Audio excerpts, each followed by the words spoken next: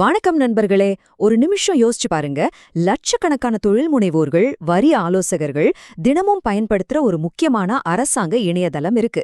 அந்த வெப்சைட்ல திடீர்னு ஒரு நாள் ராத்திரியோட ராத்திரியா ஒரு முக்கியமான விதிய, ஒரு முக்கியமான சட்டத்தை எந்த ஒரு முன்னறிவிப்பும் இல்லாம யாருக்குமே சொல்லாம தூக்கிட்டா என்ன ஆகும்? நேத்து வரைக்கும் இருந்த ஒரு ரூல் இன்னைக்கு காலையில எந்திரிச்சு பார்த்தா காணாம போயிடுச்சு. இது ஏதோ த்ரில்லர் படத்தோட கதை மாதிரி இருக்கலாம். ஆனா இது நம்ம ஜிஎஸ்டி போர்ட்டல்ல சமீபத்துல நடந்த ஒரு அதிர்ச்சிகரமான உண்மை. வாங்க, இந்த காணாமல் போன அறிவுரையோட மர்மம் என்ன, அதனால ஏற்பட்ட குழப்பம் என்னன்னு ரொம்ப விரிவாக அலசுவோம். சரி, வாங்க விஷயத்துக்குள்ள ஆழமா போலாம். இப்ப நீங்க ஒரு டாக்ஸ் கன்சல்டன்ட்னு வச்சுக்கோங்க. மாச கடைசி நேரம் ஜிஎஸ்டி ரிட்டர்ன் தாக்கல் பண்ண வேண்டிய டென்ஷன்ல இருக்கீங்க. அப்போ போர்ட்டல்ல இந்த மாதிரி ஒரு எரர் மெசேஜ் வருது. அதாவது, முதல்ல உங்க சிஜிஎஸ்டி கிரெடிட் முழுவதையும் பயன்படுத்துங்க, அதை காலி பண்ணதுக்கு அப்புறமா தான் எஸ்ஜிஎஸ்டி கிரெடிட்டை தொட முடியும்னு போர்ட்டல் சொல்லுது. இத பார்த்த பல பேருக்கும் தலை சுத்திடுச்சு. அடேங்கப்பா, என்னடா இது புது குழப்பம்னு எல்லாரும் அதிர்ச்சியாயிக்கிட்டாங்க. ஏன்னா இதுக்கு கொஞ்ச நாள் முன்னாடி தான் அரசாங்கம் நீங்க உங்க வசதிக்கு ஏத்த மாதிரி 2 கிரெடிட்டையும் மாத்தி மாத்தி பயன்படுத்திக்கலான்னு ஒரு சூப்பரான வசதியை கொடுத்துச்சு. அந்த வாக்குறுதியை நம்பி பிப்ரவரி மாசத்துக்கான கணக்கெல்லாம் போட்டு ரிட்டர்ன்ஸ் ரெடி பண்ணி வச்சிருந்தவங்களுக்கு இப்போ கடைசி நேரத்துல இப்படி ஒரு தடை போட்டா என்ன பண்றதுனே தெரியல. இதனால இந்தியா முழுக்க ஆயிரக்கணக்கான தொழில் நிறுவனங்களோட மாசக்கடைசி வேலை அப்படியே ஸ்தம்பிச்சு நின்னுடுச்சு. இந்த பிரச்சனையோட ஆணிவேர கரெக்டா புரிஞ்சுக்கணும்னா நாம ஒரு மாசம் பின்னாடி போகணும். ஜிஎஸ்டி போர்ட்டல் நமக்கு முதல்ல என்ன வாக்குறுதி கொடுத்துச்சுன்னு பாப்போம் வாங்க. ஏன்னா அப்போதான் இப்ப நடந்திருக்கிற இந்த குளறுபடியோட தீவிரம் நமக்கு முழுசா புரியும். இதோ இங்க பாருங்க. ஜான்வரி 30 ஜிஎஸ்டி நெட்வொர்க் அதிகாரப்பூர்வமா இந்த அறிவுரைய, அதாவது அட்வைசரிய வெளியிட்டது. இதுல 3வது பாயிண்ட நல்லா கவனிங்க. இதுதான் அந்த கேம் சேஞ்சிங் வாக்குறுதி.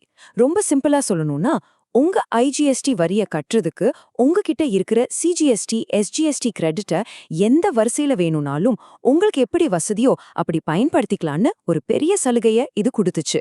இது நிறைய நிறுவனங்களோட பணப்புழக்கத்துக்கு, அதாவது கேஷ் ஃப்ளோக்கு ரொம்பவே உதவியா இருக்கும்னு எல்லாரும் ரொம்ப சந்தோஷப்பட்டாங்க. இப்போ இந்த கிராஸ் யூட்டிலைசேஷன் ஆஃப் ஐடிசினா என்னன்னு கொஞ்சம் எளிமையா உங்களுக்கு வளர்க்குறேன். உங்ககிட்ட 2 பேங்க் அக்கவுண்ட் இருக்குன்னு வச்சுக்குவோம். ஒன்னு சேவிங்ஸ் அக்கவுண்ட், அதை சிஜிஎஸ்டின்னு வச்சுப்போம். இன்னொன்னு கரண்ட் அக்கவுண்ட், அதை எஸ்ஜிஎஸ்டின்னு வச்சுப்போம். நீங்க இப்போ ஒரு பெரிய பில்ல கட்டணும், அதை ஐஜிஎஸ்டின்னு வச்சுக்கோங்க. பழைய ரூல் படி முதல்ல கரண்ட் அக்கவுண்ட்ல இருக்கிற பணத்தை முழுசா காலி பண்ணிட்டு தான் சேவிங்ஸ் அக்கவுண்ட்ல கை வைக்க முடியும்னு ஒரு கண்டிஷன் இருந்துச்சு. ஆனா இந்த புது அட்வைசரி என்ன சொல்லுச்சுன்னா, அதெல்லாம் தேவையில்லைங்க, உங்க வசதிக்கு ஏத்த மாதிரி கரண்ட் அக்கவுண்ட்ல இருந்து கொஞ்சம், சேவிங்ஸ் அக்கவுண்ட்ல இருந்து கொஞ்சோன்னு மாத்தி மாத்தி எடுத்து அந்த பெரிய பில்ல நீங்க கட்டிக்கலாம்னு சொல்லுச்சு. இதுதான் கிராஸ் யூட்டிலைசேஷன். இது பிசினஸ் பண்றவங்களுக்கு அவங்க பணத்தை சுலபமா கையாள ஒரு பெரிய உதவியா இருந்துச்சு. ஆமாங்க, சுருக்கமா சொல்லணும்னா வரி கட்டுறவங்களுக்கு இது ரொம்பவே சாதகமான ஒரு சூப்பரான மாற்றம். இதனால பல கம்பெனிகளும் ஆடிட்டர்ஸும் பிப்ரவரி மாசத்துக்கான கணக்குகளை இந்த புதிய வசதியை நம்பிதான் திட்டமிட்டாங்க. ஏன்னா இது ஏதோ வாட்ஸ்அப்ல வந்த ஃபார்வர்ட் மெசேஜ் இல்லைங்க, அரசாங்கமே தன்னோட அதிகாரப்பூர்வ போர்ட்டல்ல கொடுத்த வாக்குறுதி. அதனால எல்லாரும் இத 100% நம்பினாங்க. ஆனா இங்கதான் கதையில ஒரு மிகப்பெரிய ட்விஸ்ட் வருது. எல்லாரும் முழுசா நம்பியிருந்த அந்த வசதி திடீர்னு காத்துல கரைஞ்சு போன கற்பூரம் மாதிரி காணாம போகுது. அது எப்படி ஒரு பூதாகாரமான பிரச்சனையா மாறுச்சுன்னு இப்ப பாப்போம். இந்த ஸ்லைட கொஞ்சம் நல்லா பாருங்க. இதுதான் பிரச்சனையின் மொத்த உருவம். இடது பக்கம் ஜனவரி 30 ரிலீஸ் ஆன ஒரிஜினல் அட்வைசரி 4 பாயிண்டோட இருக்கு. வலது பக்கம் அதே ஜனவரி 30 இப்போ ஜிஎஸ்டி போர்ட்டல்ல இருக்கிற அட்வைசரி. ஆனா அதுல 3 பாயிண்ட் தான் இருக்கு. அந்த 4வது பாயிண்ட், அந்த முக்கியமான கிராஸ் யூட்டிலைசேஷன் பாயிண்டையே காணோம். இதைத்தான் ஷேடோ டெலிஷன்னு சொல்லுவாங்க. அதாவது யாருக்குமே தெரியாம, சத்தமே இல்லாம ஒரு விஷயத்த நீக்கிடுறது. நேத்து ராத்திரி பார்த்தேன் இருந்துச்சு, இன்னைக்கு காலையில பார்த்தா காணோம். வடிவேல காமெடியில கிணத்த காணோன்னு ஸ்டேஷன்ல புகார் கொடுப்பாங்களே, அந்த மாதிரி இங்க ஒரு சட்டத்தையே காணோன்னு சொல்ல வேண்டிய நிலைமையில நாம இருக்கோம். ஒரு அறிவிப்பில்ல, ஒரு விளக்கம் இல்ல, எப்படிங்கிறது? இந்த கேள்விதான் இந்தியா முழுக்க இருக்கிற அந்த 1.4 கோடி வரி செலுத்துறவங்க சார்பாகவும் லட்சக்கணக்கான வரி ஆலோசகர்கள் சார்பாகவும் நாம கேக்குறோம்.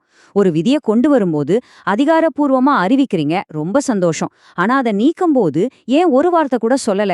எதுக்காக இந்த மௌனம்? இதுக்கு யார் பொறுப்பு? இந்த அமைதி இருக்கு பாருங்க, இதுதான் பெரிய குழப்பத்தையும் பயத்தையும் உருவாக்குது. இந்த அமைதியான மாற்றம் வெறும் குழப்பத்தை மட்டும் உருவாக்கலங்க, இது சட்ட மற்றும் நிதி ரீதியான அபாயங்கள் நிறைஞ்ச ஒரு கண்ணி வெடிய உருவாக்கியிருக்கு. வரி கட்டுறவங்கள ஒரு தர்ம சங்கடமான சூழ்நிலையில கொண்டு போய் தள்ளிவிட்டுருக்கு. இந்த நம்பர் இந்த பிரச்சனையோட வீரியத்தை மிக தெளிவா காட்டுது. இந்த ஒரு சின்ன அமைதியான மாற்றம் இந்தியாவுல இருக்கிற 1.4 கோடிக்கும் அதிகமான வரி செலுத்துறவங்கள நேரடியாக பாதிக்குது. இது ஏதோ 100 பேர் 1000 பேர் சம்பந்தப்பட்ட விஷயம் இல்ல. கோடிக்கணக்கான மக்களின் வாழ்வாதாரம் சம்பந்தப்பட்ட, அவங்க பிசினஸ் சம்பந்தப்பட்ட ஒரு மிக முக்கியமான விஷயம் இது. இதனால வர்ற விளைவுகள் ரொம்பவே தீவிரமானது. முதல்ல ஜனவரி 30ஆம் தேதி வந்த ஒரிஜினல் அட்வைசரிய நம்பி பிப்ரவரி மாச ரிட்டர்ன்ஸை தாக்கல் செய்தவங்களோட நிலைமைய கொஞ்சம் யோசிச்சு பாருங்க. அவங்க என்ன தப்பு பண்ணாங்க? அரசாங்கம் சொன்னதைத்தானே செஞ்சாங்க. ஆனா இப்போ அவங்க தப்பே பண்ணாம சட்டத்தை மீறினவங்க மாதிரி பார்க்கப்படுவாங்க. இதனால அவங்களுக்கு வட்டி, அபராதம்னு நோட்டீஸ் வர்றதுக்கு எல்லா வாய்ப்பும் இருக்கு. மிக முக்கியமா இனிமேல் ஜிஎஸ்டி போர்ட்டல்ல வர்ற எந்த ஒரு அறிவுரையும் எப்படி நம்புறதுங்கிறது ஒரு பெரிய கேள்வி எழுந்திருக்கு. நம்பிக்கைதானே எல்லாம், அந்த நம்பிக்கையே இங்க உடைஞ்சு போயிருக்கு. இந்த மேற்கோள் இந்த துறையில வேலை செய்யற நிபுணர்களோட கோபத்தையும் இயலாமையும் அப்பட்டமா காட்டுது. இது டிஜிட்டல் யுகம் பாஸ். நீங்க ஒரு விஷயத்தை இன்டர்நெட்ல வெளியிட்டா அடுத்த செகண்டே அது பல்லாயிரம் பிரதிகள் எடுக்கப்பட்டு இன்டர்நெட் முழுக்க பரவிடும். அதை நீங்க உங்க வெப்சைட்ல இருந்து மட்டும் நீக்கிட்டா அது அழிஞ்சு போயிடும்னு நினைக்கிறது எவ்வளவு பெரிய அறியாம. நடந்த தவற ஒத்துக்கிட்டு சரி செய்ய பார்க்காம அதை மறைக்க பார்க்கறது சரியான நிர்வாகத்துக்கு அழகா? சரி, இவ்ளோ நேரம் பிரச்சனைய பத்தி விலாவாரியா பேசிட்டோம். இனி தீர்வை பத்தி பேசணும். இந்த மாதிரி ஒரு பெரிய குழப்பத்துக்கு மௌனம் சாதிக்கிறது ஒருபோதும் தீர்வாகாது. சம்பந்தப்பட்ட அதிகாரிகள் வெளிப்படையா முன்னாடி வந்து நடந்தல சொல்லி பொறுப்பேற்க வேண்டிய நேரம் இது. இந்த மொத்த குழப்பத்தையும் சரி செய்ய ஒரே ஒரு வழிதான் இருக்கு. அது வெளிப்படையான, அதிகாரப்பூர்வமான ஒரு அறிவிப்பு. ஜிஎஸ்டி நெட்வொர்க் மற்றும் நம்ம நிதி அமைச்சகம் 2 பேரும் சேர்ந்து, ஆமாம், இப்படி ஒரு மாற்றம் நடந்தது உண்மைதான், இதற்கான காரணம் இதுதான், ஏற்கனவே பழைய அறிவுரையின்படி ரிட்டர்ன் தாக்கல் செய்தவர்கள் பயப்பட தேவையில்லை, அவங்க என்ன செய்ய வேண்டும் அப்படின்னு தெளிவான ஒரு விளக்கத்தை பத்திரிகை செய்தியாக வெளியிட வேண்டும். அதுதான் இந்த பிரச்சனைக்கு ஒரு முறையான தீர்வாயிருக்கும். இந்த ஸ்லைடு நடந்த தவறையும் எப்படி சரியா செஞ்சிருக்கணுங்கிற நடைமுறையையும் பட்டவர்த்தனமா ஒப்பிட்டு காட்டுது. பாருங்க, ஒரு அட்வைசரிய சத்தமில்லாம மாத்துறதுக்கு பதிலா ஒரு முறையான சுற்றறிக்கை, அதாவது சர்க்குலர் வெளியிட்டிருக்கணும். எந்த தகவலும் கொடுக்காம இருந்ததுக்கு பதிலா ஒரு பிரஸ் ரிலீஸ் கொடுத்திருக்கணும். பின் தேதியிலிருந்து விதிகளை மாத்துறதுக்கு பதிலா எந்த தேதியிலிருந்து இந்த புதிய விதி அமலுக்கு வரும்னு தெளிவா சொல்லியிருக்கணும். மக்களை குழப்பத்துல தள்ளுறதுக்கு பதிலா தெளிவான வழிகாட்டுதலை வழங்கியிருக்கணும். இதுதானே ஒரு நல்ல நிர்வாகத்திற்கு அழகு. சரி, அரசாங்கம் அவங்க கடமையை செய்யட்டும், அது ஒரு பக்கம் இருக்கட்டும். ஆனா இத பாத்துட்டு இருக்கிற பாதிக்கப்பட்ட வரி ஆலோசகர்களும் தொழில் முனைவோர்களும் உடனடியா என்ன செய்ய வேண்டும்? உங்களுக்கான சில உடனடி நடைமுறை ஆலோசனைகள் இதோ. முதல்ல, நீங்க பிப்ரவரி மாசம் ஃபைல் பண்ணின ஜிஎஸ்டிஆர் 3B ரிட்டர்ன்ஸை எடுத்து அதுல நீங்க இந்த கிராஸ் யூட்டிலைசேஷன் வசதியை பயன்படுத்திருக்கீங்களான்னு செக் பண்ணுங்க. இது ரொம்ப முக்கியம். ரெண்டாவதா, ஜனவரி 30ஆம் தேதி வந்த அந்த ஒரிஜினல், அதாவது 4 பாயிண்ட் இருந்த அட்வைசரியோட காப்பிய பத்திரமா சேவ் பண்ணி வச்சுக்கோங்க. அதுதான் நாளைக்கு ஏதாவது பிரச்சனைனா உங்ககிட்ட இருக்கிற முக்கியமான ஆதாரம். மூணாவதா, அவசரப்பட்டு நீங்களா எந்த மாற்றமும் செய்யாதீங்க. அரசாங்கத்திடமிருந்து அதிகாரப்பூர்வ அறிவிப்பு வர்ற வரைக்கும் பொறுமையா இருங்க. கடைசியா, நீங்க உறுப்பினரா இருக்கிற சேம்பர் ஆஃப் காமர்ஸ், வரி ஆலோசகர்கள் சங்கம் போன்ற அமைப்புகள் மூலமா உங்க கவலைகளை அரசாங்கத்துக்கு தெரியப்படுத்துங்க. ஏன்னா தனிமரம் தோப்பாகாது.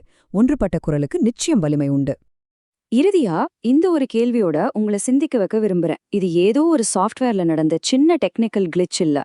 இது அரசாங்கத்துக்கும் இந்த நாட்டு மக்களுக்கும் இடையிலான நம்பிக்கை சம்பந்தப்பட்ட ஒரு பெரிய பிரச்சனை.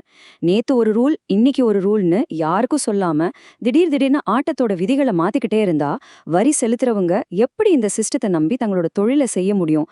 வெளிப்படைத்தன்மை இல்லாத ஒரு அமைப்பு ஒருபோதும் மக்களின் நம்பிக்கையே பெற முடியாது. இந்த விரிவான அலசலை இவ்வளவு நேரம் பொறுமையா பார்த்ததற்கு மிக்க நன்றி. இந்த தகவல் உங்களுக்கு ரொம்பவே பயனுள்ளதா இருந்திருக்கும்னு நாங்க நம்புகிறோம்.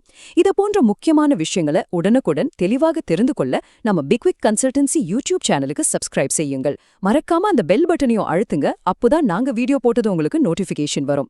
இந்த வீடியோவை லைக் பண்ணுங்க, உங்க நண்பர்களுக்கும் ஷேர் பண்ணுங்க. அடுத்து எந்த தலைப்புல நாங்க பேச வேண்டும்னு நீங்க நினைக்கிறீங்களோ அதை மறக்காம கமெண்ட்ல சொல்லுங்க. கடைசியா ஒரு முக்கியமான வேண்டுகோள். தயவு செஞ்சு தினமும் இரவு சாப்பாட்டு நேரத்திலேயாவது உங்க குடும்ப உறுப்பினர்களுடன் நிதி சம்பந்தமான செய்திகளையும் அறிவையும் பகிர்ந்துக்கோங்க. அப்போதான் உங்க குடும்பத்தோட நிதி நிலைமையை நம்மால ஒன்னா சேர்ந்து மேம்படுத்த முடியும். உங்க பிள்ளைங்களுக்கு நீங்க எவ்வளவு கஷ்டப்பட்டு பணம் சம்பாதிக்கிறீங்கன்னு பணத்தோட அருமையும் சொல்லிக் கொடுங்க. ஒழுக்கம், விசுவாசம், பெரியவங்களுக்கு மரியாதை கொடுக்கறது மாதிரி நல்ல பழக்கங்களை அவங்களுக்கு கற்றுக் கொடுங்க. இந்த யூடியூப் லிங்கை உங்க நண்பர்கள், உறவினர்கள், உங்க வாடிக்கையாளர்கள் எல்லாருக்கும் அனுப்பி அவங்களையும் இந்த வீடியோவை பார்க்க சொல்லுங்க. நீங்க எங்களுக்கு ஆதரவு கொடுக்கணும்னு நினைச்சீங்கன்னா இந்த வீடியோ லிங்கை உங்க வாட்ஸ்அப் ஸ்டேட்டஸாக வைக்கலாம். உங்க ஆதரவுக்கு மிக்க நன்றி. இந்த வீடியோ இத்துடன் நிறைவடைகிறது. மீண்டும் சந்திப்போம்.